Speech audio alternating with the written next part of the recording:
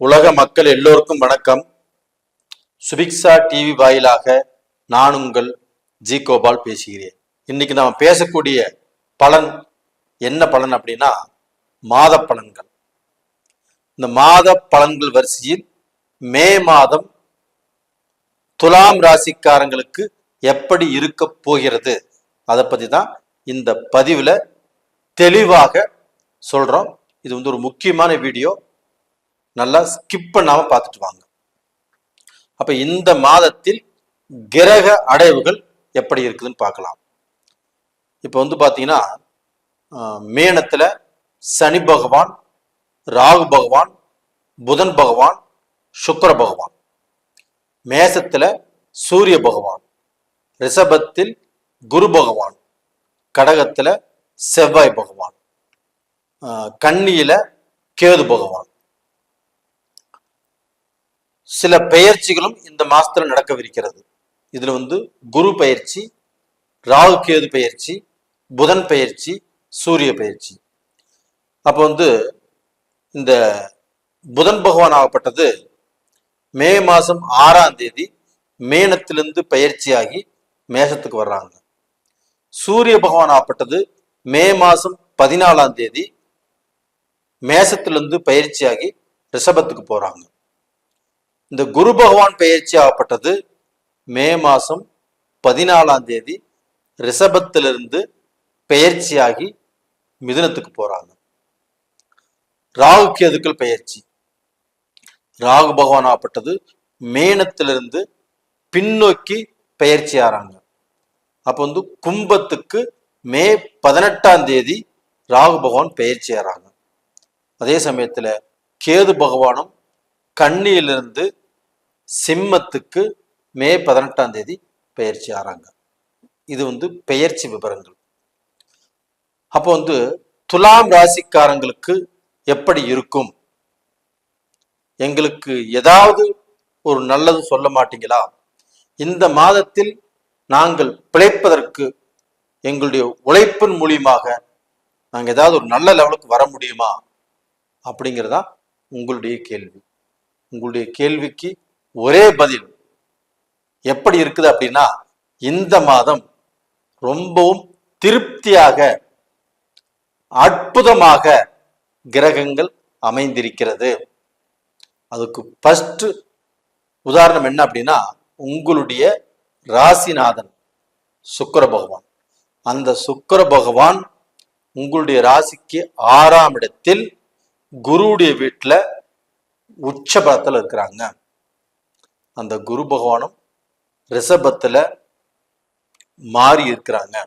இந்த கிரக பரிவர்த்தனை, இந்த கிரக பரிவர்த்தனையே துலாம் ராசிக்காரங்களுக்கு யோகமானது. நம்ம எது செய்யற மாதிரி இருந்தாலும் நம்ம ராசிநாதனுடைய சப்போர்ட் நம்மளுக்கு எப்பவுமே இருக்கணுங்க. அந்த சப்போர்ட் ஆகப்பட்டது இந்த பீரியட்ல துலாம் ராசிக்காரங்களுக்கு இருப்பது ஒரு அற்புதமான அருமையான யோகம் இந்த மாதத்தில் உங்களுக்கு கிடைக்கவிருக்கிறது. எப்போ கிடைக்கிறது பத்தி நான் பேசலீங்க. இப்போ உங்களுக்கு உடனுக்குடன் கிடைப்பது என்ன அப்படின்னா, உங்களுடைய சுக்கிர பகவானுடைய உச்சபலம். இதன் மூலியமாக நீங்கள் பல நாட்களாக, பல மாதங்களாக, பல வருடமாக எனக்கு இந்த வேலை கிடைக்கல, நான் இந்த நாட்டுக்கு போகணும், போக முடியல, நான் இந்த பிசினஸ் ஆரம்பிக்க முடியல. அப்போ உங்களுக்கு பல நாள் கனவுகள் எல்லாமே தடைபட்டு செய்யலாமா செய்யக்கூடாதா, செஞ்சா நல்லது நடக்குமா கெட்டது நடக்குமா இப்படிங்கிற குழப்பத்துல இருந்து வந்த உங்களுக்கு இந்த மாதத்தில் ஏதாவது ரூபத்துல உங்களுக்கு பாத்தீங்கன்னா ஒரு மாற்றம், ஒரு திடீர் மாற்றம், திடீர்னு ஒரு நல்ல விஷயம், நீங்க பல நாளாக எதிர்பார்த்து காத்துட்டு இருந்த விஷயம் இந்த பீரியட்ல, இந்த மாதத்தில் நடக்கவிருக்கிறது. அது போக உங்களுக்கு சூரிய பகவான் 11ஆம் இடத்து அதிபதி, லாபாதிபதி. அந்த லாபாதிபதி உங்களுடைய ராசிக்கு 7ஆம் இடத்தில் உச்ச பலம். அந்த சூரிய பகவான் 11ஆம் இடத்து அதிபதி உங்களுக்கு உச்ச பலமாக 7ஆம் இடத்தில் இருப்பதால் அந்த உச்ச சூரியன் 7ஆம் பார்வையாக உங்களுடைய ராசியவே பார்ப்பதால் உங்களுக்கு நல்ல தைரியம் வரும், ஒரு தன்னம்பிக்கை வரும். இதை நான் செய்ய போறேன், செஞ்சு சாதிக்க போறேன், இதில் நான் சம்பாதிக்க போறேன் அப்படிங்கிற ஒரு தைரியம், அந்த தைரியம் வெற்றி அடைய செய்யும். அதுபோக கவர்மெண்ட்ல உங்களுக்கு பதவி உயர்வு கிடைப்பதற்குண்டான வாய்ப்புகள் நல்லா இருக்குது. அது போக கவர்மெண்ட் மூலியமா உங்களுக்கு ஏதாவது ஒரு காரியங்கள் ஆகும்னு நினைச்சாலும், காரியங்கள் ஆக வேண்டியது இருந்தாலும் இந்த பீரியட்ல முயற்சி பண்ணுங்க, கண்டிப்பாக அது நடக்கும். உங்களுடைய வேலையில ஏதாவது ப்ரமோஷன் கிடைக்கணுமா, உங்க வேலையில நீங்க நல்ல பொசிஷனுக்கு வரணுமா, உங்களுக்கு சம்பள உயர்வு கிடைக்கணுமா, இது எல்லாமே ஏப்ரல் 14க்குள்ள முயற்சி பண்ணுங்க, கண்டிப்பாக கிடைக்கும். ஏப்ரல் 14க்கு மேல கிடைக்காதா சார்? அதற்கும் வாய்ப்பு இருக்கிறது. எப்படி அப்படின்னா, இந்த குரு பகவான் இருக்கிறார் இல்லையா, இப்ப உங்களுடைய ராசிக்கு 8ஆம் இடத்துல இருக்கிறாரு. அந்த 8ஆம் இடத்தில் இருக்கக்கூடிய குரு பகவான் பெயர்ச்சியாகி 9ஆம் இடமான மிதுன ராசிக்கு அந்த குரு பகவான் போறார். அங்க போய் தனது 5ஆம் பார்வையால் துலாம் ராசியை பார்க்கிறார். போதாதுங்களா? குரு பார்க்க கோடி நன்மை. குரு உங்க ராசியை பார்க்கிறாரா? உங்க ராசியில் இருக்கக்கூடிய சுக்கிர பகவான் குரு வீட்டுல உச்சமாக இருக்கிறாரா? எவ்வளவு பெரிய ஒற்றுமை பாருங்க. இந்த ஒற்றுமையால் உங்களுக்கு இந்த மாதம் பூராமே 30 நாட்களும் அட்டகாசமான அருமையான நல்ல பலனைத்தான் சுபகிரகங்களாகிய சுக்கிர பகவானும் குரு பகவானும் உங்களுக்கு வாரி வழங்கவிருக்கிறார். இதனால கண்டிப்பாக லட்சங்களையும் சம்பாதிக்கலாம், கோடிகளையும் சம்பாதிக்கலாம், பல கோடிகளையும் சம்பாதிக்கக்கூடிய யோகம் சுக்கிர பகவானும் குரு பகவானும் துலாம் ராசிக்காரங்களுக்கு கொடுக்கவிருக்கிறார்கள். துலாம் ராசிக்காரங்களே, கண்டிப்பாக நீங்கள் எதிர்பார்த்த அந்த அற்புதமான அட்டகாசமான பலன் உங்களுக்கு இந்த பீரியட்ல கிடைக்குது. கண்டிப்பாக பயன்படுத்திக்கோங்க. இது போக உங்களுக்கு ராகு பகவான் 5ஆம் இடத்துக்கு வர்றாங்க. இந்த 5ஆம் இடத்துக்கு ராகு பகவான் வர்றதுனால துலாம் ராசிக்காரங்களுக்கு உறவு முறையில கண்டிப்பாக பிரச்சனைகள் வரும். அண்ணன் தம்பி உறவா இருந்தாலும் சரி பிரச்சனை வரும், பங்காளிகள் உறவா இருந்தாலும் பிரச்சனைகள் வரும். அப்போ உங்களுக்கு உறவு முறைகள் சங்கடம் சலிப்பை ஏற்படுத்தக்கூடிய சூழ்நிலை தான் இப்போ இருக்குது. நீங்க ஏதாவது நல்லது பேச போய் அவங்களுக்கு அது சங்கடத்தை உருவாக்கும். நீங்க நல்லது சொன்னாலும் உங்களால தான் எல்லா கெட்டதும் நடந்துச்சு அப்படிங்கிற பேர் உங்களுக்கு வரும். அதுபோக மாமியார் மாமனார் இந்த வழியிலும் பிரச்சனை வரும்.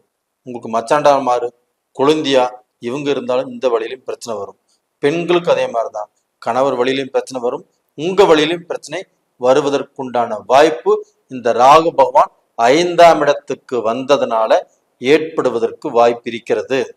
அதனால நீங்க வாயை கொஞ்சம் கட்டி போடுங்க, நீங்க பேசுறத கொஞ்சம் குறைச்சுக்கோங்க. அப்ப இப்படி இருந்தால் மட்டும்தான் நீங்க அந்த பிரச்சனை தப்பிக்க முடியும். இதே பிரச்சனை பாத்தீங்கன்னா பெரிய பிரச்சனைகள் பண்ணிருமா அப்படின்னா பண்ணாது. ஏன் பண்ணாது அப்படின்னா, குரு பகவான் ஆப்பட்டது தனது 9ஆம் பார்வையாக இந்த ராகு பகவானை பார்க்கிறார். அப்ப இந்த ராகு பாம்பு கிரகம் அதனுடைய விஷத்தன்மையை கக்கிட்டு கோதண்ட ராகுவாக மாறி உங்களுக்கு நல்ல பலனை கொடுக்கவிருக்கிறார். எங்களுக்கு குருதான் ராகுவை பார்த்துட்டார் இல்லையா, இனி நாங்க எப்படி வேணா பேசலாம், எப்படி வேணா நடந்துக்கலாம் அப்படின்னு போனீங்கன்னா கண்டிப்பா மாட்டிக்குவீங்க. அதனால கொஞ்சம் நிதானம் கண்டிப்பாக தேவை. இது போக பாத்தீங்கன்னா உங்களுக்கு கேது பகவானும் உங்களுடைய ராசிக்கு 11ஆம் இடத்துல இருக்கிறாங்க. அப்ப இந்த கேது பகவானால உங்களுக்கு தெய்வ பற்று வரும், எல்லா கோயிலுக்கு போலாங்கிற ஆசைகள் உருவாகும். கண்டிப்பாக போங்க. அது போக நீங்கள் வந்து விநாயகர் கோயிலுக்கு திங்கட்கிழமை நாளில் ஒரு சொம்பு தண்ணி ஊற்றி அருகம்புல்ல வச்சு கும்பிட்டு அந்த தெய்வத்தை வணங்கி வாங்க. கண்டிப்பாக நல்லா இருப்பீங்க. இந்த கேது பகவான் 11ஆம் இடத்துல இருப்பது கண்டிப்பாக உங்கள் தொலைதூர பயணத்துக்கு நல்லது. வெளிநாடு போகலாம், வெளிநாட்டில் வாழ்க்கை ஆரம்பிக்கலாம், வெளிநாட்டில் சிட்டிசன் ஆகலாம், வெளிநாட்டில் சொத்து வாங்கலாம். இதற்குண்டான வாய்ப்புகள் நல்லபடியாக இருக்குது. கண்டிப்பாக நீங்கள் நல்லா இருப்பீங்க. நேயர்களே, இந்த பதிவு பிடிச்சிருக்குன்னு நினைக்கிறேன். பிடிச்சிருந்தா லைக் பண்ணுங்க, சப்ஸ்கிரைப் பண்ணுங்க, உங்களுடைய சொந்த பந்தங்களுக்கும் இந்த வீடியோவை ஷேர் பண்ணுங்க. உங்கள் ஜென்ம ஜாதகத்தையுமே ஒரு முறை பார்த்துக்கோங்க. உங்கள் ஜென்ம ஜாதகத்தில் நடக்கக்கூடிய தசா புத்திகள் தான் உங்களுடைய தலையெழுத்தை நிர்ணயம் பண்ணும். அதனால் ஒரு முறை பார்த்துக்கிறது நல்ல விஷயம். உங்களிடமிருந்து விடைபெறுவது உங்களின் ஜி கோபால். நன்றி, வணக்கம்.